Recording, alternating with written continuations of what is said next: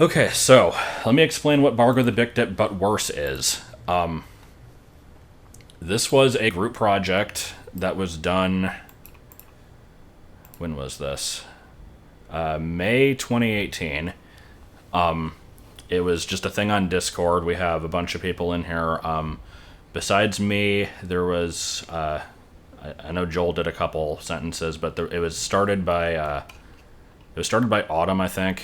So we've got Autumn, Girardi, Alicerno, Cavan, Flustered, Pokemon God, and Tristana. And so what this basically is, I don't want to actually have any graphics here because I don't want to show it. I want to rather just read it.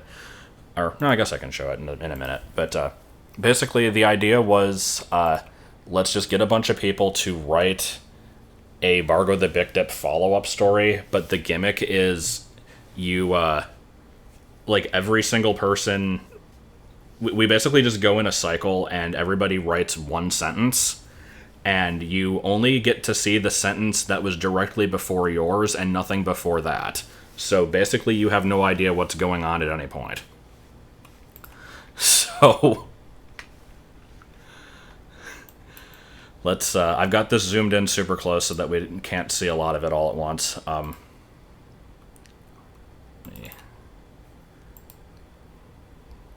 Reset. Yeah, here we go. So let's go. This is color-coded. I don't remember who is what color, though. I'm the green one. So I started this off. Puce rain gurgled upwards out of the ground immediately surrounding Bargo's funeral, washing away the sins of the unforgiven. The sins flowed into a large river basin, where they accumulated into a gargantuan mass of cosmic horrors unlike the world has ever seen. Meanwhile, Bargo's friends were talking to one another, pondering the many mysteries surrounding Bargo's unfortunate demise. For example, why was he found dead in Wyoming? Like, who the fuck even goes there? Nobody except Bargo, who had somehow forgotten that the entire West Coast and most of the Midwest were covered in beans. The beans were slick with an oily substance that caused anyone that touched them to become stuck in place, which was only curable if one had access to Yakronsky's saliva. Unfortunately, nobody involved knew of the correct way to normalize audio, which was also a way to fix the great sticky bean problem of '03, as it would come to be known in future years. So instead, multiple Sullivan wagons had to be called in for assistance. The wagons, as it turned out, were equipped with heavy-duty weaponry, not limited to 3 cans of beans, a slingshot equipped with snowballs, and 5 oxen. With their newly obtained wagon, the group traveled for several hours in silence, with the occasional fart thanks to the beans, as they couldn't help but ponder over Bargo's last words before he left them. "Never look forward and never look back, for all that awaits us is, yeah, check please," he had said. At that moment, approximately 37.418 Wimples ran over carrying a check and then sank into the ground. It was decided that the resulting holes in the ground were to be filled with liquidized cheese until our plucky adventurer decided that it was too much effort and carried on to the north. It was said by some that this was a poor move, and indeed it probably was, but the kind of people who say that sort of thing usually tend to be somewhat racist or generally unpleasant to be around, so they were ignored this time. Ignoring them turned out to be a bad move, for they had the power of some weird puce-colored object that could tip the tides of battle. The battle in question was in a state of uncertainty and sentience, so the battle decided it didn't want to exist anymore. Because the battle didn't want to exist, the group decided to instead talk peacefully with their foes. Though this seemed to initially work, after a while, a wildly angry Dopley came to the front shouting something about the 18.499th Amendment. The Dopley wildly disapproved of the group's use of isopropyl alcohol outside of agricultural engineering. That was until it saw a plant was using most of it, then it was fine to use such a beverage. Sipping thoughtfully, I dreamt of summers in Carto, wishing for the sun to shine on my beleaguered form. "Why, when I was my own age," I started, speaking to nobody in particular, swirling the rabbit bone in my cup. "I could make fucking pancakes," I blurted to the red stapler monster that rested beside me all of a sudden. I didn't even know when it got there, nor do I know his name. I think I'll call him Fristio. "Hey, Fristio, you want some pancakes later? I know how to cook some mean fucking pancakes."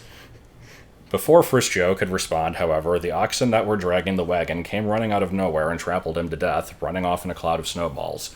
It would seem that the wagon had been hijacked by a rogue explosion. Yee-hoo, she said, clutching her 101-year-old screwdriver that she stole from a bowling alley like the child she never had, to which Yakronsky replied, I think it's yee-haw. Also, what the hell is wrong with you? The screwdriver wasn't actually 101 years old, it was just stored in the dustiest place in the universe for a year.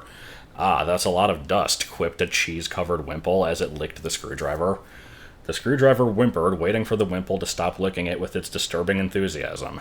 But there would be no reprieve, for this was the time beyond 3 times. Cue long, elaborate anime intro. Just to interject here, let me actually look at the chat real quick.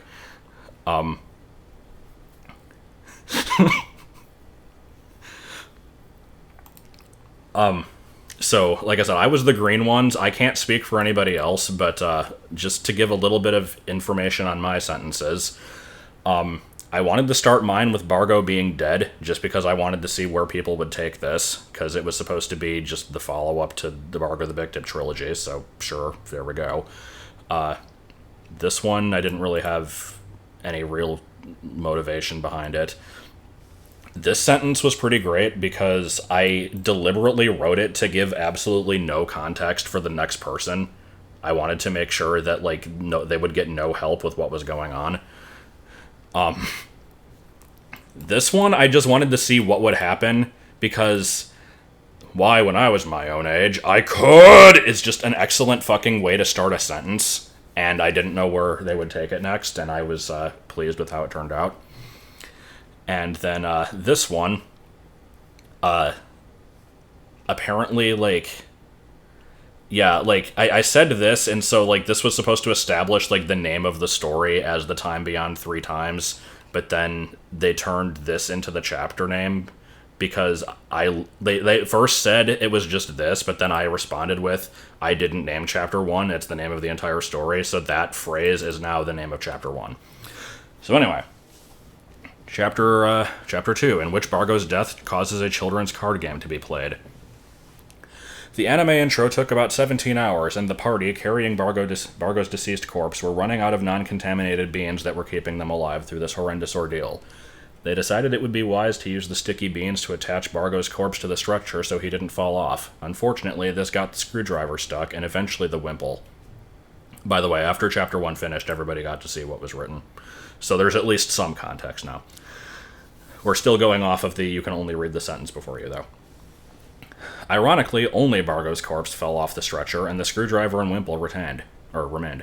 As the evil explosion continued to drive away on the wagon, which had turned into a stretcher, Yakronsky flew over his fallen comrade Bargo, wondering when and why the explosion had exhumed the body. Tears dripping from his eyes, Yakronsky gasped in shock as a nearby cloud began to snow, and the icy precipitation formed into a priest-shaped snowman named Pierce, who said, I shall bring him back if you guys want. It costs around $16,000. What do you say? Yakronsky checked its wallet and saw 3 paper clips and a rusty spoon. Yeah, I only got this shit. Does that cover the costs of $16,000? The bird asked inquisitively. The recipient totaled the contents of the wallet up to $16,001, which was not the exact amount, and so denied the group of their advances with a laser trademark of yellow registered. The laser trademark of yellow registered missed by about 83 degrees, instead continuing a continuous hole through an entire mountain range and causing irreparable geological changes. Meanwhile, the opposing side, having come up with a devious plan, snuck up behind the companions whilst they were looking at the smoldering mountainside and shot a close proximity laser of justice at them, knocking their HP to half. However, had a trap card prepared, activating it as he cried, Aha, you activated my trap card, which he said while activating his trap card, which was called Drone Strike. Then a drone strike happened. The Drone Strike trap card allowed Had to discard 2 cards from his hand to destroy a monster on his opponent's side of the field and inflict its defense points to their life points. This, of course, left Had's opponent devastated. Pokemaster Ian decided this was the time to save the day by pulling out his Crucible of Lust, allowing him to pull 2 intimate love cards, copyright, from his deck to use on Had's opponent with relative success. He followed up by describing the effects of this card in excruciating detail that the narrator is too lazy to describe. As a result of the effects of the card being completely unclear, nobody knew whose turn it was, and as a result, any and all prior combative intentions were dissolved, and instead all parties involved played a quick game of Go Fish, in which a random thing joined them, lost, and then promptly evolved, before the heroes set their focus back to the main plot of the story. But as they looked around, Pierce was suddenly nowhere to be smelled, as he'd smelled like jam. Their wagon was still not yet unstoled, their bones itched, and for only the sixth collective time amongst themselves, they had no idea what they were gonna do, yo. Chapter 3. Maybe there's a switch in one of the rooms. I need to get a drink, hold on. I like how this just randomly turned into Yu-Gi-Oh! For a while. I apparently had no input on that chapter. I think I was busy.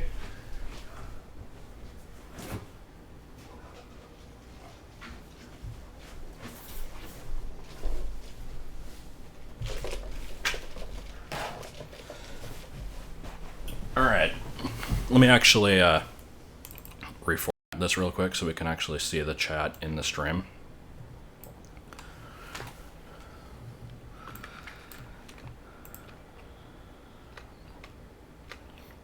Okay. So, quickly, Had, Pokemaster Ian, and Yukronsky cleared the area, setting fire to the remains of their opponent in the children's card game, making haste to find Pierce, wherever the fuck he was.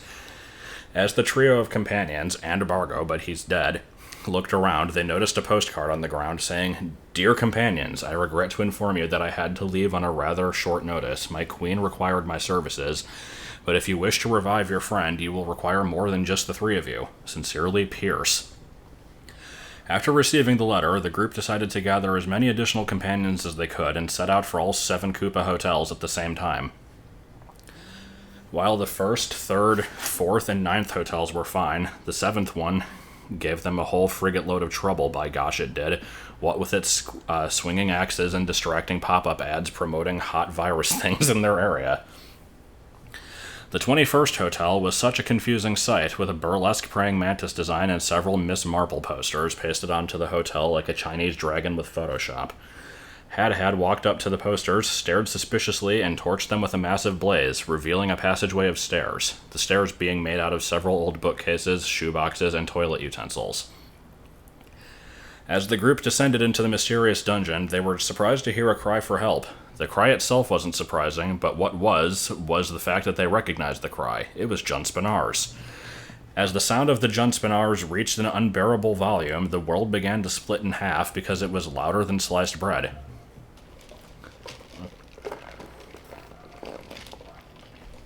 In order to limit the destruction, a nearby Schmeigenhagen began conducting, leading the sounds into an orchestral choral arrangement of Hot for Teacher by Van Halen, calming the area and reducing global warming when it was done. Suddenly, an infestation of random plants took over the area and set themselves on fire, increasing global warming once again, depressing the Schmeigenhagen. The Quampanions, rather confused at what was going on around them, decided to disregard this and instead focus on finding their final friend, Quapton Pringle. Quapton Pringle was not in fact a friend or in any way final, however, and instead was William Shatner. The fuck? They were furious at this revelation, and from the afternoon forward, Junspinar took it upon himself to fight fraudulent fops in court when he wasn't busy. But for now, he was indeed busy questing with his pals, and so spitting in the face of the well-disguised actor, they left hurriedly. The well-disguised actor took offense at this and dropped his disguise, revealing the form of a recently discovered strange creature. It didn't have a name yet, so it dispensed a piece of paper with a choose-your-own-adventure short book from its mouth, and allowed Junspinar to take a quest to decide the strange creature's name. After spending 14 months on a banana tree, Junspinar shaves his beard and then finishes the choose-your-own-adventure book, coming to the conclusion that this new SC will be called Cosbium, and with that, our companions have enough in their group to petition the Queen. Cheese, if you didn't see, yeah, the game just kind of ended. Alright, Chapter 4, the chapter beyond 3 chapters. Meanwhile, the gargantuan mass of cosmic horrors was eating breakfast. It was a pretty good breakfast, about the size of 3 melon ballers. After eating their share of the food that was available, they did some cardiovascular exercises and skedaddled on down the road towards New Queen Citydom National State Parkville Town Square Plaza Castle. On their way to New Queen Citydom National State Parkville Town Square Plaza Castle, they ran into a wild horde of Lickabob, and although it was only a first stage evolution, there were about 20 of them, thus battle start, roll for initiative. Yukronsky rolled his d20, and it landed in the fourth spatial dimension, landing roughly equivalently to -6. This caused the entire universe to end up in a suspended state of quantum superposition where every possible and impossible result of the d20 roll happened at once. The companions were confused by this superposition and decided to trek into the d20 itself to make the being inside shut up and make reality normal again. The problem was finding out where the fuck the entrance to the dice was. They threw Bargo's corpse at the die, causing it to roll until it landed on a 9. A 9 of hearts appeared in front of them, asking a riddle. "What have I got in my pocket?" it said, to which Cosbium immediately, at that instant, without the ever so slightest hint of delay at all whatsoever, without further ado, said, "Battery acid-flavored corn chips." This shocked him so much that Cosbium had gotten his question correct that he traveled backwards through time on the corn chips and stepped on an ant, which, as a result, caused the companion's stretcher to materialize out of nowhere, except it had somehow become a rocket-propelled wine bottle. Yeah, I don't remember any of this shit. The wine bottle contained a revived Bargo who had managed to get stuck like one of those weird boats. Bargo fluttered his eyes open and asked Had for a vacuum cleaner to suck him out of the bottle, but it came out super muffled, leaving Had with no idea with what he actually said. Had decided to guess and correctly used a vacuum cleaner, but incorrectly used it to clean off the dusty screwdriver, now deciding how to use it to fix the situation. As it would turn out, the correct solution was to disassemble the vacuum cleaner to form a robot costume and do a funny little dance, but they were never able to figure that out, and so after walking for 229 months and 8 minutes, they were allowed to solve it by default by the Keep Gator. Impressed by their skills, the Keep Gator gave them entry to the Queen's castle. However, the Queen was not in the castle. The Queen was the castle. This was a massive shock to the companions, specifically Jun Spinar, who grew to the size of the castle over the span of the next week and started punching the Queen. The Queen just kinda died, and somewhere else in the world a small woodland creature started mourning on Sam Alfredo. "Well, now what are we supposed to do?" yelled Yukronsky, gesturing at the dead Queen next to their dead friend Bargo. "I don't know," replied Had as he was holding back Pokemaster Ian from doing things to the Queen's dead body. However, Jun Spinar came up with a realization. Even if the Queen is dead, that doesn't mean there isn't a way to revive Bargo. Just then, however, the sound of William Shatner's spoken word album echoed throughout the entire universe, simultaneously reviving and killing Bargo for unexplained reasons. Bargo awoke in a purpley swirly dimension. He looked around and saw echoes of his past adventures floating around, and he tried to enter the closest one to him. Chapter 5, Degeneration and Junk. In the not purpley swirly dimension, there was a plesiosaur-shaped mushroom that caught the eye of Atmobob. Bargo wasn't sure why Atmobob was there, but it was nice to see a friendly face once in a while, so Bargo approached Atmobob with a 74-inch baseball bat that he planned on pretending to hit Atmobob with.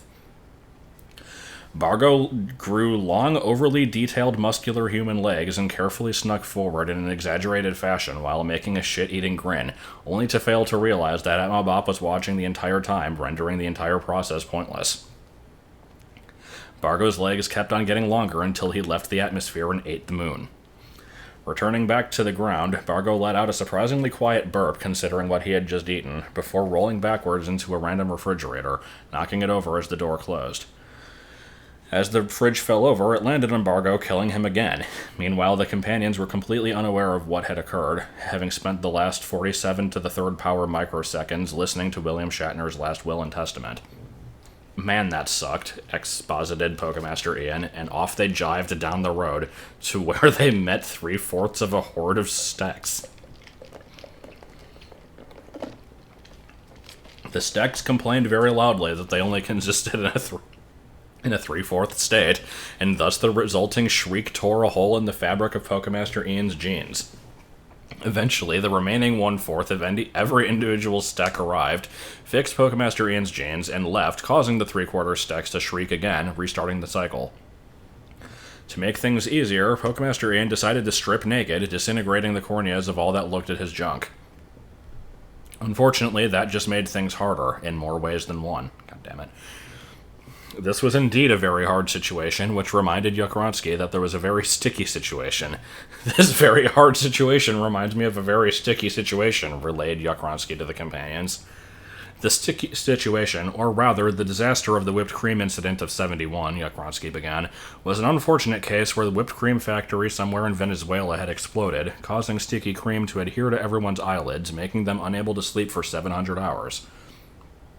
While Yukronsky was talking about the whipped cream explosion, a flashback sequence started and everyone teleported to Venezuela. Not again, cried Bargo, apparently dissatisfied with the situation, and so he traveled to the nearest time-space embassy for financial and emotional compensation.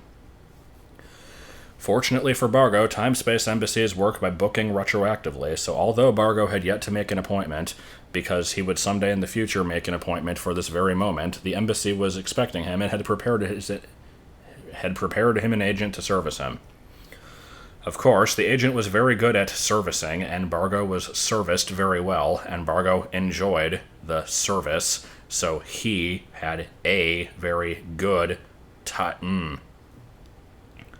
Oh, God. Bargo took a step back and noticed the grammar of the world falling apart, so he hit it with a hammer and attempted to fix it, retroactively fixing some of the punctuation in the story. However, some 3 of the grammar of the story was retroactively made to only for half a sentence. Chapter 6. Imposnet Syndrome. I can barely read that. Also, I had one sentence in that last chapter. It was good.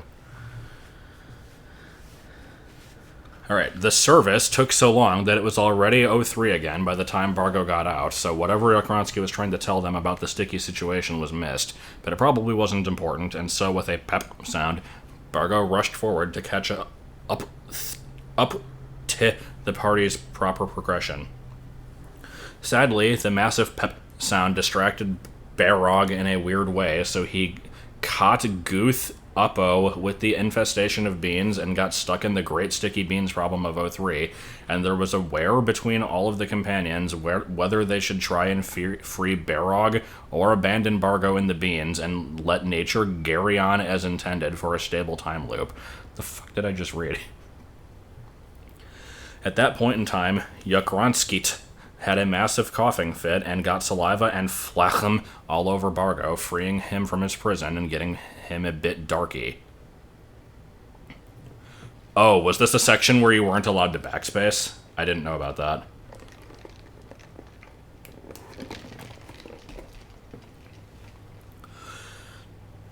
However, Bargo absorbed the saliva and grew a realistic human face for no logical reason. The face was so realistic that had a horrible vertig and burned Bargo's new face off, revealing that he was actually a Cybro. Yes, that's right, the Bargo they had come to know and Lvo, or rather just Lvo since they already knew him, except actually they loved him already too, but the pint it that this Barog was a fake. I have no idea what that just said. Bargo started charging his I-beams to unleash a super mega laser of ulti-death to annihilate the Barog after this was complete, talking about 710 microsecond, give or take a decade. Bargo accidentally destroyed 5 cities behind Barog, which made him feel bad, so he sank off into a depressive slump. Fortunately, there was a Parafoncula Fabunxulationist Matrolangiopanahas there to cheer up the Bikdip. Thanks, Parafoncula Fabunxulationist Matrolangiopanahasa, said the Bargo. To Wijichig, the Parafonculation Matrolangiopanahas hissed at Bargo, eating all of his non-sticky beans with great gusto and many leers in Bargo's direction. However, all of the non-sticky beans turned sticky as soon as the Parafoncula Bunxulationist Matrolangiopanahas went within 30 40 furlongs of the beans. Upon seeing this happen, Bargo started to panic, realizing the cause of the great sticky bean problem of '03. This he beseeched Tyakronsky, for he was a Yakronsky, so he was able to spit upon the beans, one of the fixes for sticky beans. However, they were made re-sticky thanks to the UFO. As a result, Had first fired a grenade at the UFO first before Bargo got Yakronsky to spit on the beans, allowing them to be unstickied at long last. The beans started destabilizing, which allowed the freeing movement of Had and Bargo, so the beans started melting across a small area about the size of 1% of 1% of 1% of Wyoming. The very small area was actually a shmihe, who was taking in all of the beans. Who knew they could do that? Who knew they could do that, am I right, fellas? And tried to evolve, but it didn't work because beans are decidedly not lamps. However, after the beans were taken in, the shmihe turned itself into a lamp, ate itself, and then evolved. The newly minted shmihe ran around in dumb circles as it forgot what it had to live for. Because he forgot what it had to live for, it promptly perished, and thus the Kapaniams mourned for half an egg, and then decided to finish their purposeful quest, to rid the world of devastation, detonation, and really sticky goddamn beans. Chapter 7 and then. Haha Fune. Just then, his phone rang. It was her, except actually it was her, and she said, "You, what are you wearing?" To which he replied to her, "Nothing, of course, I'm an SC, and most of us don't wear clothes." She stammered and wondered about the nature of clothes and if they even existed in the first place, so she walked into a pile of fabric and attempted to become one with the clothes. He did not like this, however, while Xi thought it was a strange craze sweeping across the micronation of Ladonia, noting it down as haha Fune. Their friends nodded in agreement. Yes, Fune, haha, very haha Fune, they all said in unison. And their possibly alive corpse appeared and agreed that it was haha Fune. Meanwhile, he teleported to all of the gyms they had visited in their old adventures, one after another, to collect the car keys of all the gym leaders because it seemed like a good idea before returning to the beach, where everyone had been hanging out. While he was doing this, the others had stumbled onto a very important clue buried upon the sand. One of you will shortly perish. The other, he fell over in shock of a heart attack and died just as the sand asked. He was shocked as well and drew in the sand and to come back to life later. He, while her, had a better effect on the sand. He just said screw it and ate the sand, feeding himself with delicious grains, while for some reason, haha Fune came up into his thoughts. The cosmic background radiation was beaming into his and everyone else's mind, encoded with haha Fune. However, the universe itself got in on the joke, and nobody could hear anything except the sound of haha Fune. And then Puce. "Yeah, that's right, you goddamn heard him," they said to nobody in particular. Then they started arguing over what the Puce thing was. It was a mess they didn't even know they were there, they just were. Then it started raining aubergine, which was a disappointment to everyone who wanted to remember his funeral, until it started raining actual aubergines. Then there was a feast that one certain he looked forward to very much. I'm having a fucking hard time reading some of these sentences, my god. I don't even know what that meant. Aubergines were actually... what the fuck is an aubergine? Because I think this is an actual thing, right? Purple egg-shaped... okay, so it's an eggplant. Actually a delicacy there, so nobody was disappointed except that one guy, who was extremely disappointed. However, the aubergine rain soon stopped, and everyone who ate them was afflicted with an inability to walk normally, and the Ministry of Silly Walks was forced to intervene. As the Ministry of Silly Walks commenced their lesson, they taught everyone a great new way of walking based upon a popular song.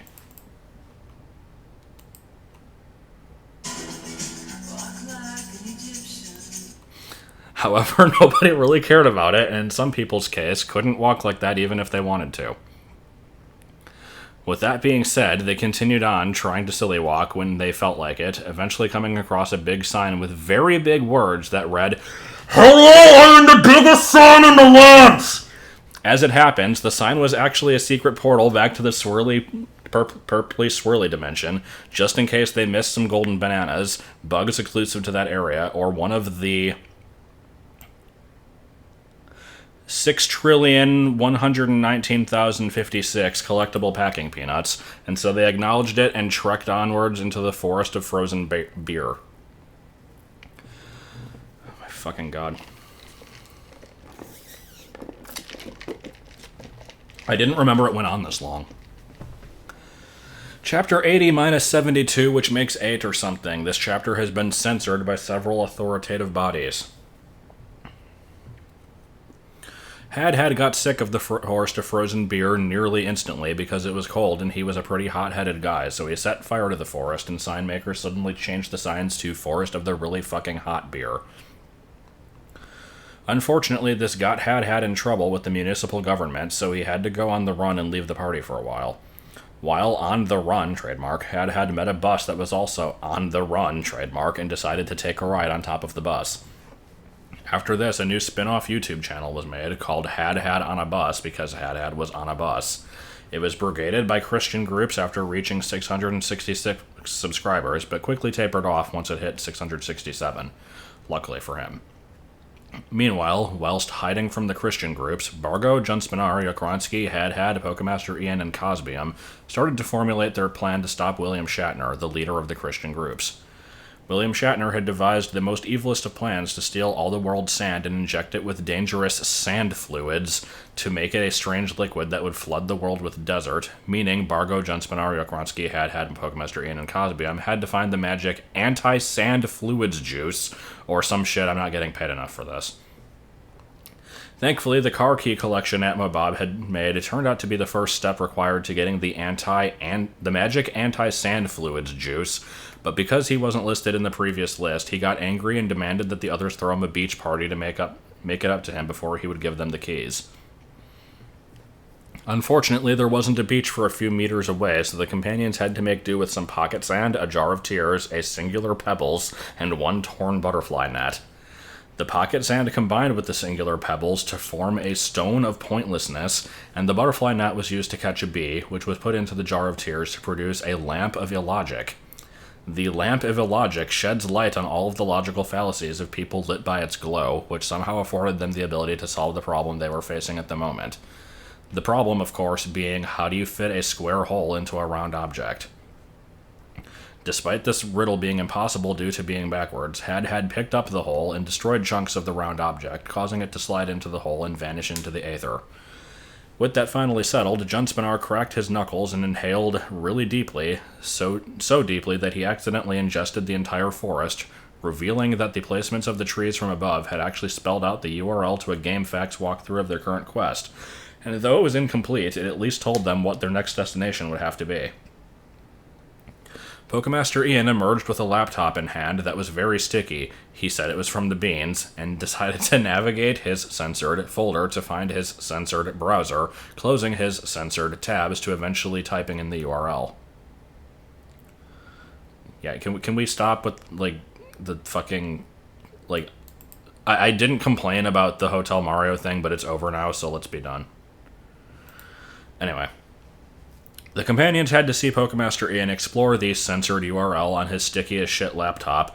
Bargo yelled at Pokemaster Ian to go back after he spotted a bookmark on the computer titled, How to Stop a Massive Influx of Beans That Have Taken of Wyoming and Half the US.mp4.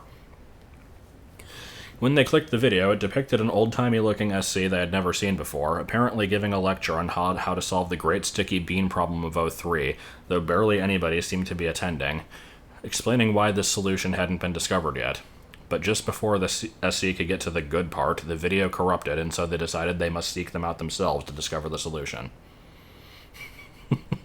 Yeah, I like Wyoming and half the US, that's good. Chapter 9, currently unnamed. No, that's not actually the name of the chapter. Neither was that. I remember this sentence. This one was mine. You know that feeling when you're like the only guy in a teacher-assigned group full of a bunch of girls that are all friends with each other but don't know you at all and are somewhat sexist and think they know everything, but you still have to try and contribute to the group anyway and it's all awkward and shit? That's how the overall coagulation felt as they tried to listen intently to a chalkboard with a different solution to the beans problem, which was interrupted by Wikipedia. Wikipedia decided to search on Wikipedia on the rich history of beans to see if beans have any natural predators in the wild. Unfortunately, the list was vandalized by William Shatner exactly 11 seconds ago. So instead, the companions decided to go to Wikipedia, which was every teenage girl's dream of an information supersite. Unfortunately, Wikipedia did not contain information on anything other than spheres of influence. As a result, they all got distracted playing clicks to Hitler for 900,000 dozen metric centuries before a glass staircase appeared in front of them, leading up into some kind of see-through labyrinth floating in the air. A giant ATM appeared in front of the companions, and they could redeem the money they got from playing clicks to Hitler as an e-sport, and could cash out for neat keyrings and novelty pencils. Yakronsky went crazy and purchased every chartreuse-colored novelty keyring possible, leaving them with no credits or money from their esports fame. So from that point on, they were living in the boonies, kicking cans of dried fruit up the wall as a barrel of fire burned closely, for about 30 whole seconds until they discovered some money that may or may not have belonged to a stack. The stack walked over and said, "Hey, since you have my money, can you get me a burger?" "Sure, I guess," they replied, launching into the air like a space shuttle and blinking out in the night sky before walking in from a nearby shed holding a slightly damp monkey meat burger. I like that one. A space shuttle formed around the companions as if reality didn't want them to die. Had looked outside, cleaning the window, before noticing a crack in the window. The crack instantly disintegrated, making the companions fly out into the depths of space with no oxygen. At that point in time, Pokemaster Ian remembered that he had been keeping a bowl of oxygen he was keeping for later use, and inhaled it, which caused him to learn the Get Out of Here move, thus leading our heroes to a gym, trademark, registered copyright, all rights reserved. At the gym, trademark, registered copyright, the companions encountered the gym, trademark, registered copyright, leader, trademark, registered copyright, who was actually the pissed-off Dopley from the first chapter. I mean, I know the reference. I'm not really reading the chat that much. "Oh boy," said Yakronsky. "Ha ha. Whoa-hoo. Hee-ho. Ba-bow. Paling," before preemptively firing a laser of ice from his mouth at the confused Dopley, starting the battle. The Dopley was unsure about why Yakronsky was fighting it, but it tried to counterattack in self-defense with a karate kung fu chokehold. Fortunately for Yakronsky, karate kung fu chokeholds are easy to avoid when you're a big flying bird, as opposed to a big non-flying bird.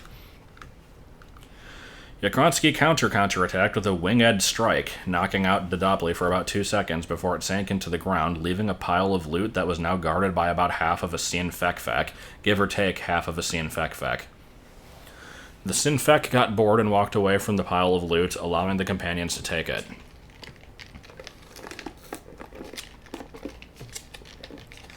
The loot pile contained an MP3 player perpetually playing Pokebilly covers of 70 songs, 19 toothpicks, one of which had a huge wad of solidified gum on the end, and a hairbrush with a picture of Randy Savage printed on it, and so the companions celebrated their victory before ditching town and hiring a taxi boat to drive them to their exact...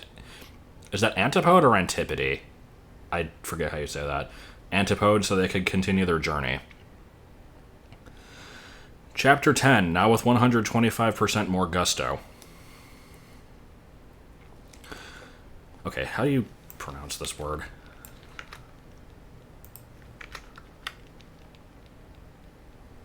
Yeah, it's Antipode, okay. The next Antipode was a massive cave that looked like it came out of a giant fuck-off RPG parody, complete with a level-locked door that told the companions that Bargo needed to be level 277 and be holding the Demise Rod of Fantastical Demise. Bargo said, "Well, fuck, I guess we need to level grind now," after realizing he was only level 87. "Maybe that convenient pile of sticks will help us," he said, as a giant pile of rhinos fell on the giant pile of sticks, evolving them into Wimples. "Oh no, not again," said Cosbium, despite not having been there the first time, earning shifty glances from the rest of the companions before saying, "Oh, I know," and building up speed with one of the rhinos for parasitic bunch beetles' lifetime's worth of time and clipping into the door, causing them to all go through the loading zone into the boss room. After the companions raised a parasitic bunch beetle from the generation up a few feet to jump off from it and get past the boss room into a door that would normally only become accessible after getting the spider ball from the boss, and then proceeded to get all of the Chozo artifacts out of order. Then they visited Gary Apple. Gary Apple didn't have anything interesting to say, so the just decided to throw him into the wood chipper by the edge of the mountain and hope he accidentally landed in it instead of the mattress factory next due. Unfortunately, he landed on the division between the two and just kind of sat there silently accepting his fate, or lack thereof, for all the rest of eternity. And meanwhile, Steck was eating a burger and contemplating life while everyone else was doing interesting things like scuttlebug raising and light ball glitches. "Ah," said Steck, "this is the life," also said Steck, now using the burger to perform a tricky bomb jump up Mount Everest and some other unusually tall locale that had been discovered by Fred Fuchs, according to a deadbeat scrumpy who wrote an adult softcover book anyway. On top of Mount Everest, there was a bucket of red paint. Had kicked the paint bucket over, but instead of staining the mountain red, a series of pictures depicting Gary Apple's head flew out of the bucket and started bouncing away like large cabbages. Had shrugged and ignored it. Jumpspinner bought a postcard, and then they all rolled down the mountain in a big wheel made of their bodies, landing in a dumpster, which conveniently was exactly where they needed to go. No, I already explained it earlier. I think Cheese was just not here for it. It was a group effort. Every sentence is written by a different person. Yeah. The dumpster was filled with slightly out-of-date food, which was conveniently exactly what the companions needed. The out-of-date food was consumed, and all but Yakronsky had been sent to the past until 10 femtoseconds passed, and now Yakronsky had also been sent to the past, but about 12 minutes before the others. Yakronsky found a way to kill time and catch up to the others, by which I mean actually finding a strange creature called Time and murdering it in cold blood. Yakronsky absorbed the cold blood, not feeling the side effects due to being cold affiliated, now hopped through time to join the rest of the companions, gaining a clock-shaped scar under his left wing. None of the other companions would ever learn of his dark secret, except for when they all found out 63.00009090909090911 times 10 to the 10 to the 662 picoseconds later, and they all said, "Oh, that's our Yakronsky," in unison like a creepy child choir. Chapter 11. Or 11 Theta, I think that is. The chapter with even more overly long sentences than usual. God help us. Except I know that several of them are mine, because my goal was to make these as long as possible. So the entire group of friends, all 14 of them, this includes the ones that you don't know about yet, asked some random dude named Mick where to go next to find the necessary amount of rope, and he said to go straight forward for a while, then left, then straight, then right, then left, then down in a hole, then straight for the next 6 turns, then right again, then back up to ground level, then follow the line of burning trees until the dead animals on the ground started to become less common, then left, then go that way straight to the ocean, then pick up an abandoned wallet there, then come all the way back, give Mick a few dollars for his trouble, and use the rest of the money to just go buy some rope at Lowe's.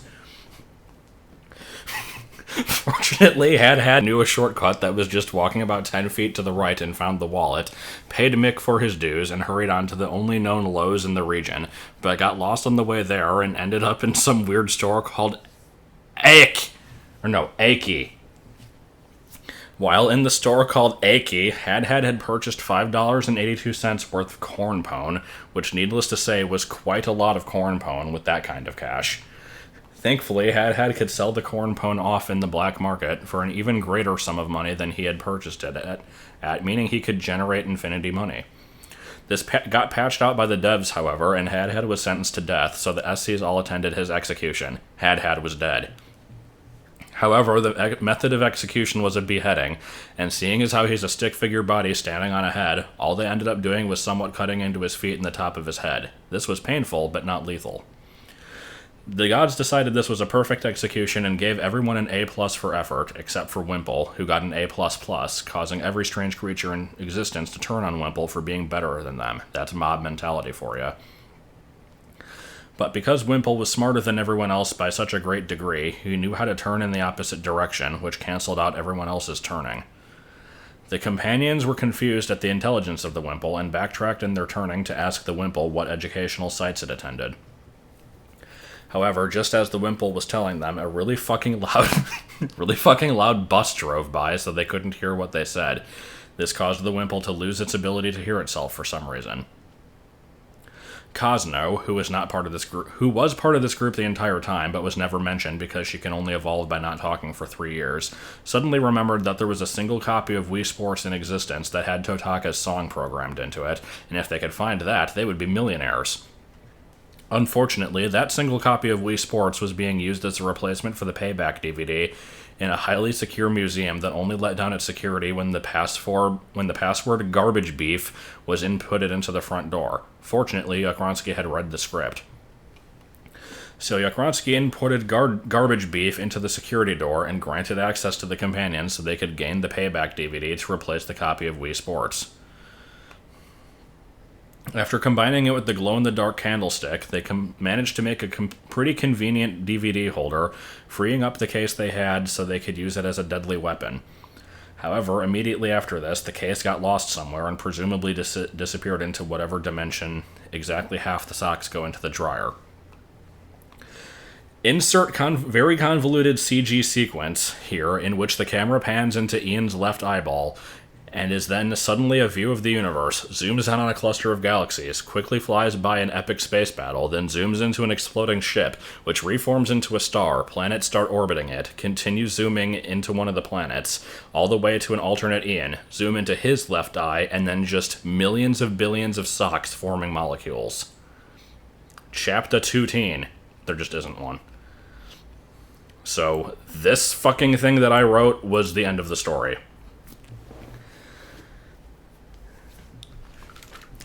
This was something. I don't know what the fuck to say about this. I vaguely remember the parts that I wrote. I didn't probably read, most of the middle of it. Goddamn. Yeah, do we get to know who wrote what? Maybe. I know that I was green. I don't know if, let's see.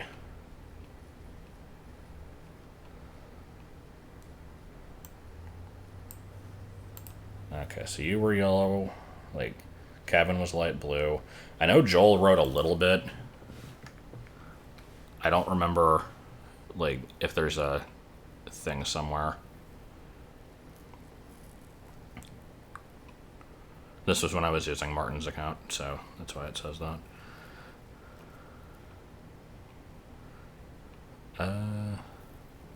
I like this. Does it have to be related to BtB in any capacity, or are we just coming up with bullshit?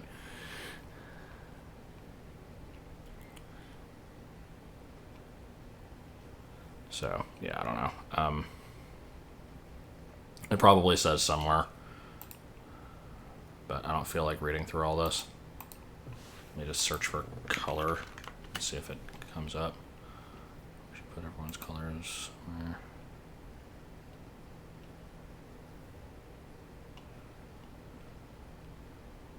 The fuck? What is this? No. Yeah, I don't know. I think I'm done. After the excellence that was the Zero Mission Seed,